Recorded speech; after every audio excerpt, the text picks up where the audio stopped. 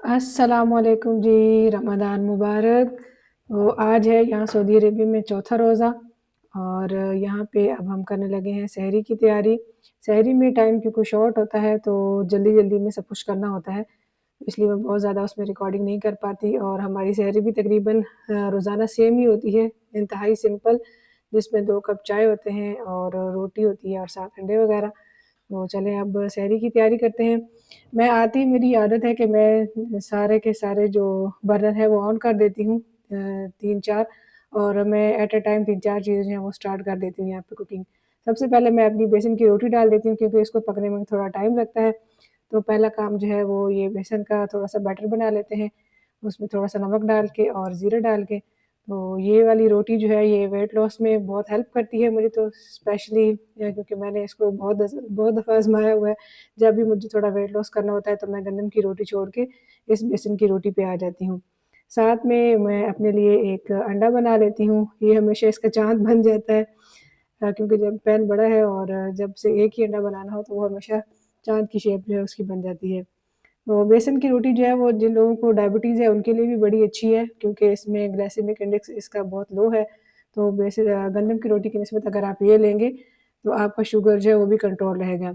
साथ में ये मैं हस्बैंड के लिए बनाती हूँ गंदम की रोटी और ये भी चक्की की आटे की रोटी हम बनाते हैं, व्हाइट आटा यूज़ नहीं करते। तो बेसन की रोटी को पकने में तकरीबन मुझे 8 से 10 मिनट लग जाते हैं इसलिए सबसे पहले इसको डाल दिया, तो ये अब रेडी हो गई है और साथ में मेरा अंडा भी रेडी हो गया है। उसके बाद ये खजूरें हैं, 2 खजूरें मस्ट हैं सहरी में, इनके बगैर अब सहरी भी नहीं होती। पहले ये सिर्फ़ इफ्तारी में मस्ट होती थी लेकिन अब हमने इनको इंक्लूड कर दिया है सहरी में भी। तो सहरी हमारी रेडी हो गई है, जल्दी से सहरी करते हैं और फिर नमाज़ पढ़ते हैं, फिर इंशाल्लाह आपसे मिलेंगे हम इफ्तारी में क्योंकि इस टाइम जो है ना वो टाइम बहुत कम होता है, तो जल्दी-जल्दी सहरी कर लेते हैं। जी, तो सहरी कर ली उसके बाद जो है वो नमाज़ वग़ैरह पढ़ने के बाद थोड़ी-सी देर सो जाते हैं, फिर जॉब पे जाना होता है, तो वापस आके फिर मैं ये इफ्तारी की तैयारी शुरू कर देती हूँ। तो सबसे पहले जो इफ्तारी की तैयारी में मैं अपनी डिटॉक्स ड्रिंक बनाती हूँ और उसमें आज मैंने थोड़ा-सा चेंज किया है कि इसमें मैं पुदीना जो है उसको थोड़ा-सा ग्राइंड करके डालूँगी। तो ये पुदीना जो है इसको अगर ग्राइंड करके डाला तो इसका टेस्ट या इसका फ्लेवर जो है ना थोड़ा और एनहांस हो जाता है। और अब पहले मैं शुरू में इसको छोटी-सी बॉटल में बनाती थी और मैंने फिर नोटिस किया कि बच्चे भी बड़े शौक से इसको पीते हैं, तो इसलिए मैंने ये अब जो है ना वो बड़े वाले जग में बनाना शुरू किया है। तो ये बड़ी मज़े की ड्रिंक है और अभी तक जो है वो हम अल्हम्दुलिल्लाह कंसिस्टेंट हैं अपने वेट लॉस को लेके और अपनी हेल्दी और सिंपल डाइट को लेके। तो फिलहाल तो अल्हम्दुलिल्लाह हम सही चल रहे हैं। हमारे लिए दुआ कीजिएगा कि हम पूरे 30 डेज़ जो है इस रूटीन को अच्छे से फ़ॉलो कर सकें। हमने इस दफ़ा जो है ना वो तहैया किया हुआ है कि हम बिल्कुल सहरी और इफ्तारी को सिंपल रखेंगे। इफ्तारी में कोई भी फ्राइड आइटम नहीं होगा और सहरी में भी कोई इस तरह की खैर पहले भी सहरी में तो नहीं होता था, कभी-कभार जो है वो इफ्तारी में हो जाता था लेकिन अब हम उसको भी अवॉइड कर रहे हैं। तो यहाँ पे जो है वो मैं अपने लिए बना रही थी सैलेड और साथ में फ्रूट चाट। तो ये बनाना जो है इसको हाफ़ को बेटे ने थोड़ा-सा खा लिया था तो मैंने कहा चलो इसी को यूज़ कर लेते हैं।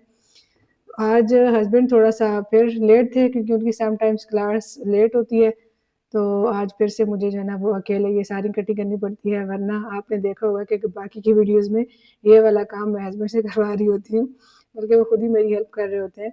आज मुझे ये सब कुछ करना पड़ रहा है।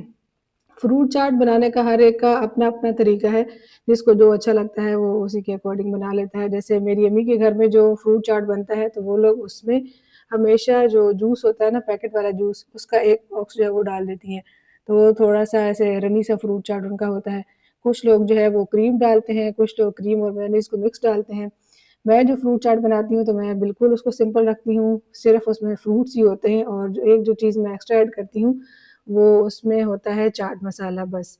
उसके अलावा कोई भी हम शुगर वगैरह इसमें नहीं ऐड करते, ना कोई क्रीम, कुछ भी नहीं। आज मेरा दिल कर रहा था कि क्योंकि पिछले रमज़ान तक जो है मैं थोड़ी-सी इसमें क्रीम डाला करती थी, इस दफ़ा हमने नहीं डाली तो आज मेरा दिल कर रहा था कि थोड़ी-सी क्रीम हाफ़ स्पून जो है वो मैं इसमें ऐड करूँ। तो देखते हैं कि आज मुझे क्रीम अगर मिल जाएगी तो इंशाल्लाह मैं इसमें ज़रूर वो ऐड करूँगी। सहरी बनाने में तो इतना टाइम नहीं लगता, जस्ट क्योंकि रोटी बनानी होती है और अंडा बनाना होता है, तो अफ़्तारी में थोड़ा टाइम लग जाता है ये चीज़ें हर एक को अलग-अलग से कट करने में।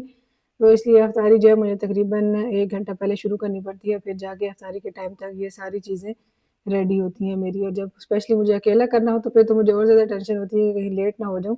तो इसलिए मैं अर्ली स्टार्ट कर देती हूँ, क्योंकि कट करने में काफ़ी टाइम लग जाता है।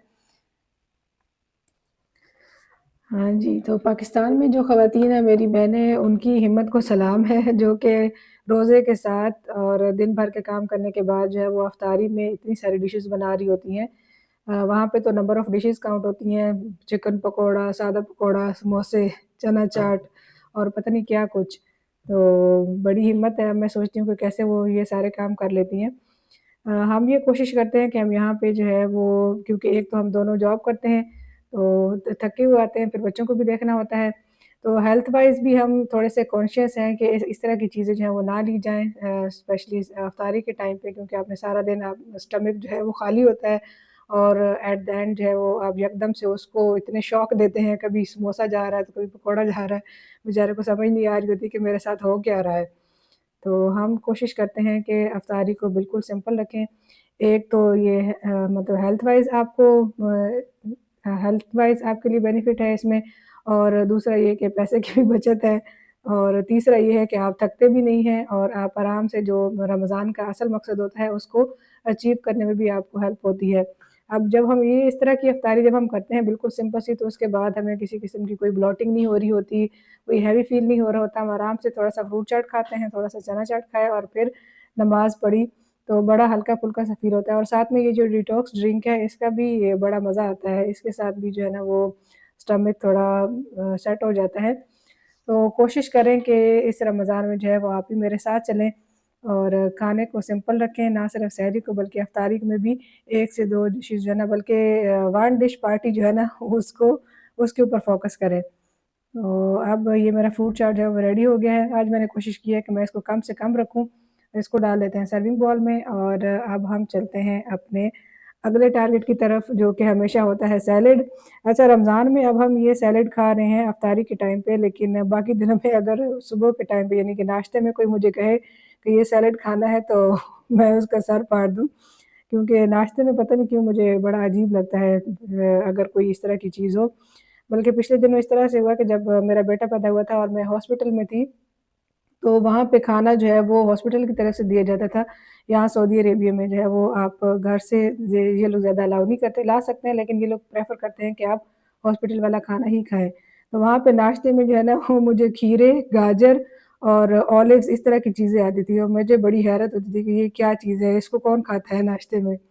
लेकिन अब अफ़्तारी में मैं इसको एन्जॉय करती हूँ, क्योंकि इससे पहले जो है साथ में फ्रूट चाट भी होता है, तो इसके मुझे अब मज़ा आता है। तो बस ये हमारी बिल्कुल सिंपल सी इफ्तारी होती है, सिर्फ़ 2 चीज़ों पे मुश्तमिल होती है, और नमाज़ के बाद जो है वो हम 1-1 कप दूध का लेते हैं, जो कि अक्सर ही मैं तकरीबन रोज़ाना सोचती हूँ कि मैं उसको रिकॉर्ड करूँगी और उसका भी एक क्लिप जो है ना वो मैं एंड पे ऐड करूँगी, लेकिन उस टाइम तक इतने थक चुके होते हैं और बहुत एग्ज़ॉस्टेड हो जाता है बंदा, तो बस वो फिर डायरेक्ट बना के तो उसको पी लेते हैं। वो भी बड़ा सिंपल सा है और हेल्दी है।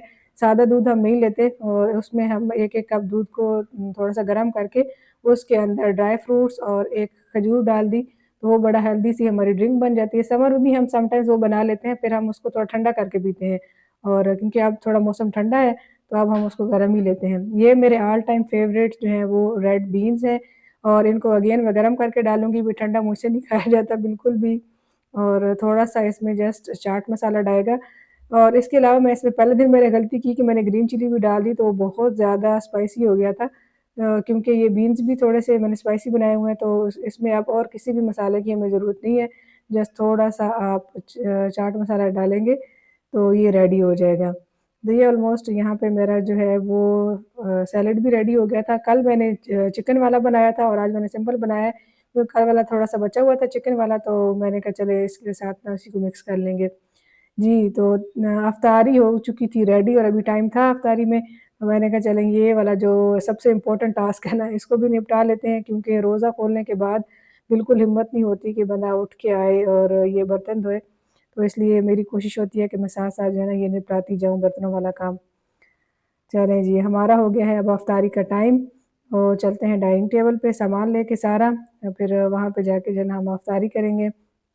आज हमने जो है वो अफ़्तारी में एक चीज़ थोड़ी-सी एक्स्ट्रा ऐड की थी, वो था फ्रेश ऑरेंज जूस, जो कि यहाँ पे हमें मिल जाता है।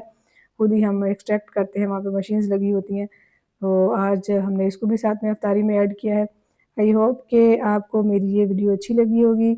अगर आपको मेरे ये आइडियाज़ जो हैं वो अच्छे लग रहे हैं तो इस वीडियो को ज़रूर अपने सर्कल में शेयर करें और चैनल को सब्सक्राइब करें। आपसे मिलेंगे इंशाल्लाह नेक्स्ट वीडियो में।